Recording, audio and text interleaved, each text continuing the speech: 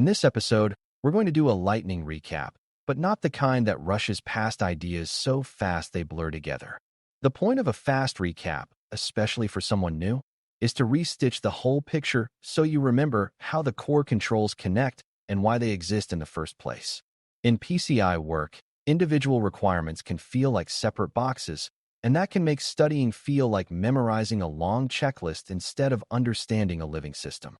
A better approach is to treat each control as part of a safety net around the cardholder data environment, CDE, where one control catches mistakes that slip past another control. That net matters because payment environments are busy, and busy environments produce drift, shortcuts, and blind spots unless the controls are designed to resist normal human behavior. As we move through these must-knows, listen for the repeated themes: reduce exposure, control access, detect change, and prove what you did with evidence. Those themes are what make the details make sense. Before we continue, a quick note. This audio course is a companion to our course companion books. The first book is about the exam and provides detailed information on how to pass it best. The second book is a Kindle-only ebook that contains 1,000 flashcards that can be used on your mobile device or Kindle. Check them both out at cyber.author.me in the Bare Metal Study Guide series. The first must-know is that scoping is not a paperwork step, because scope determines what you must protect, what you must test, and what you must prove.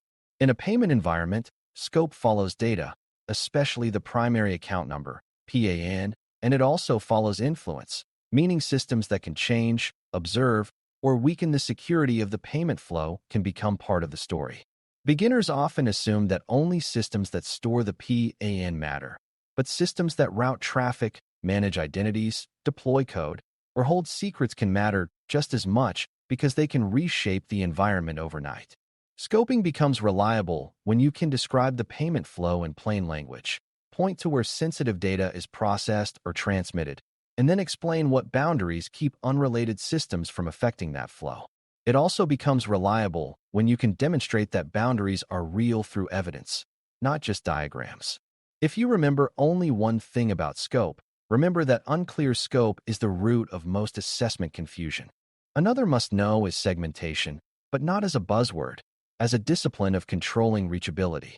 Segmentation matters because it is how organizations keep the sensitive zone small, so fewer systems must meet the highest bar of controls. The key idea is that segmentation is proven by what can talk to what, not by what is labeled on a network diagram. A segment can look separated in theory but still be reachable in practice through misconfigured rules, shared services, or administrative pathways. That is why validation is about testing paths and understanding how changes could open paths, especially when environments are dynamic. Beginners sometimes think segmentation is an all-or-nothing feature, but the reality is that segmentation is a set of enforced decisions about which connections are allowed and which are blocked, and those decisions must be maintained over time. Good segmentation shrinks scope, reduces attack paths, and makes monitoring more meaningful because fewer routes exist. Weak segmentation creates hidden bridges into the CDE that can undermine many other controls. Access control is another core must-know, and the most important part is understanding that access is a life cycle, not a single login event. Access begins with identity creation, continues through privilege assignment, and ends with removal, and every step can introduce risk if it is inconsistent. A payment environment becomes fragile when accounts are shared, privileges are broad by default, or reviews are treated as optional. The principle of least privilege is not a slogan. It is the practical method of making it harder for mistakes and attackers to have large impact. When you think like an assessor, you want to see that access is tied to individuals, that elevated access is constrained, and that the organization can show routine review and offboarding activity. Beginners often overlook that service accounts and vendor accounts can be the most dangerous because they are long-lived and widely trusted. Strong access controls limit who can change the environment, who can see sensitive data, and who can disable logging, which protects every other control in the net. Logging and monitoring are must-knows because they are the environment's memory, and you cannot defend what you cannot see. In PCI contexts, it is not enough that logs exist somewhere. The organization must be able to demonstrate that logs are collected, protected, retained, and reviewed in a way that supports detection and investigation. The misconception beginners often have is that logging is purely technical, like a switch you turn on, but the real value comes from the human process that turns log signals into action. Monitoring means noticing unusual behavior, and review means making that noticing routine, not occasional.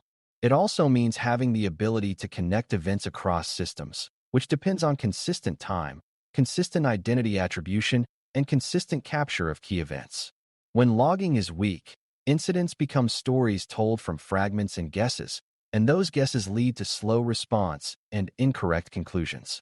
Strong logging makes it possible to say what happened, when it happened, and who did it, which is the basis of accountability. Time synchronization is a must-know because it is what makes logs and evidence coherent instead of contradictory. When systems disagree about time, the event timeline becomes unreliable, and that damages detection, investigation, and even basic troubleshooting. The key concept is that time should come from a trusted reference and be distributed consistently so that drift is detected and corrected. Beginners sometimes assume a few minutes of drift does not matter, but it matters when automated systems act in seconds and when multiple systems are involved in one transaction. Reliable time also supports other controls like certificate validation and session management, where time-based decisions can break or behave unpredictably if clocks are wrong. From a validation perspective, synchronized time is one of those foundational proofs that makes other proofs more credible because it shows the environment can maintain operational consistency. A reliable timeline is how you demonstrate that alerts occurred before actions, that reviews occurred when they should, and that changes align with approved windows. Without reliable time, the environment's evidence story becomes shaky. Change control is a must-know because change is the natural enemy of stable security controls. Payment environments must evolve, and updates are necessary for security, but unmanaged change creates drift, surprises, and gaps that attackers exploit. A mature change and release pipeline is not about slowing everything down. It is about keeping changes traceable, tested, and reversible. Beginners sometimes imagine change control as a form, but it is better understood as a set of gates: review, approval, testing, deployment, and post-change validation. Those gates reduce mistakes and prevent one person from unilaterally altering sensitive systems without oversight. Emergency change is where discipline matters most, because urgency pushes people towards shortcuts, and shortcuts often become permanent exceptions if they are not revisited. In PCI work, change control also protects scope, because a small change can accidentally introduce new data storage, new connectivity, or new scripts that expand exposure. Strong change control is what keeps yesterday's secure design from becoming today's uncontrolled reality. File integrity monitoring is a must-know because it catches drift in the places where drift can be most dangerous: the files and settings that define how systems behave. A system can still appear to work while its integrity is compromised, especially if a malicious actor modified a script, a configuration, or a binary in a subtle way. The most important beginner takeaway is that integrity monitoring is not about watching everything. It is about watching the right things and reacting when the baseline is violated. A baseline is the approved known state, and drift is the unapproved movement away from that state. The reason this matters in payment environments is that small changes can create big effects, like weakening authentication, disabling logging, or injecting malicious behavior into a payment flow. Integrity monitoring only helps if it is linked to a response process, because alerts that nobody reviews become noise and eventually get ignored. When integrity monitoring is tuned well and acted on consistently, it becomes an early warning system that reduces the time an attacker can remain hidden and reduces the chance that accidental changes become permanent risk. Wireless and remote access are must-knows because they are classic weak link zones where convenience can override discipline. Wireless extends the network beyond physical walls, and remote access extends privileged connectivity beyond the organization's direct control, so both require stronger identity, tighter authorization, and clearer monitoring.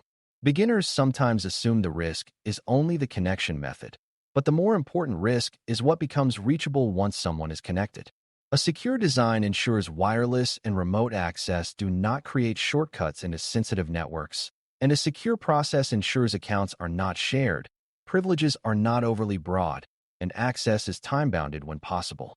Vendor and support access deserves special attention because it combines remote connectivity and elevated privilege with shared responsibility, which is a recipe for gaps unless guardrails exist.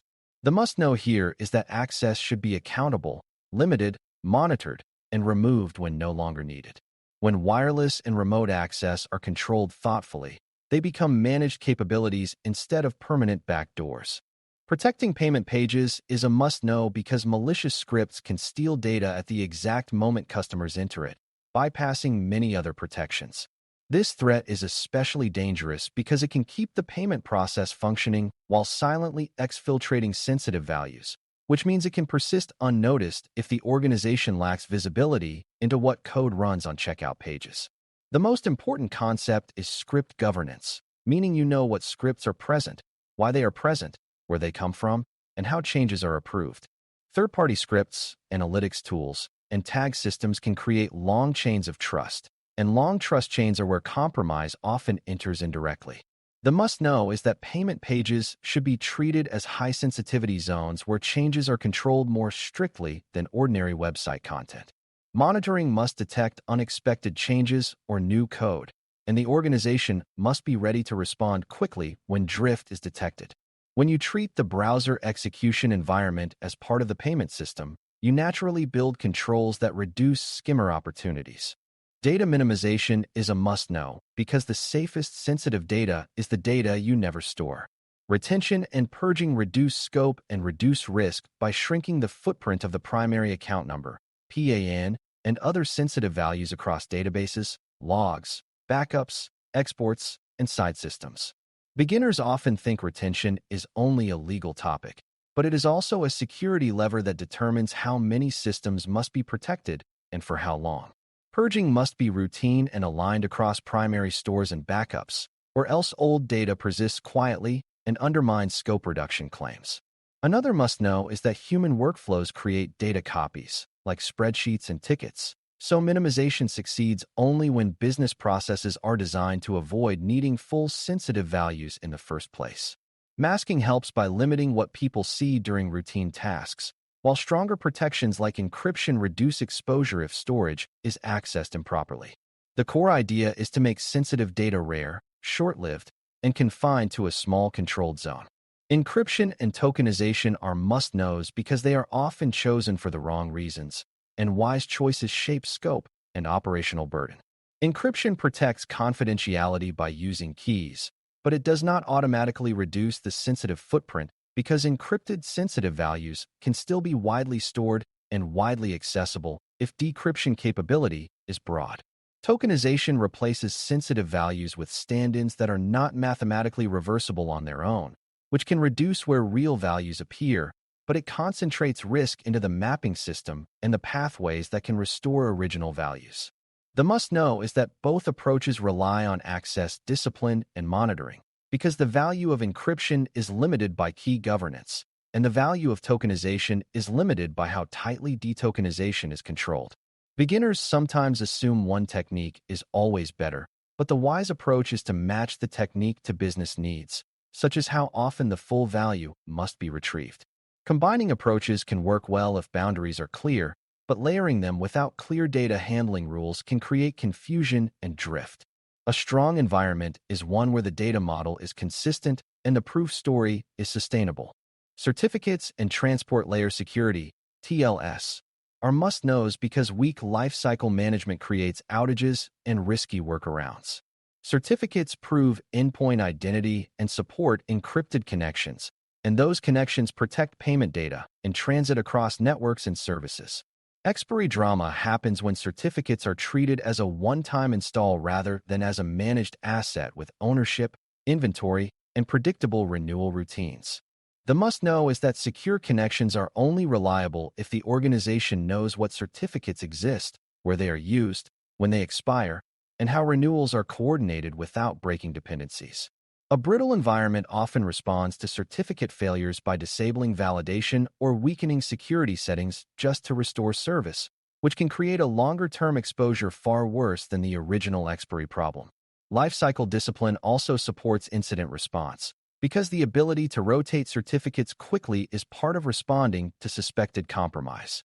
When certificate management is organized, encryption in transit remains dependable rather than accidental, and dependable controls are the ones people do not bypass under pressure.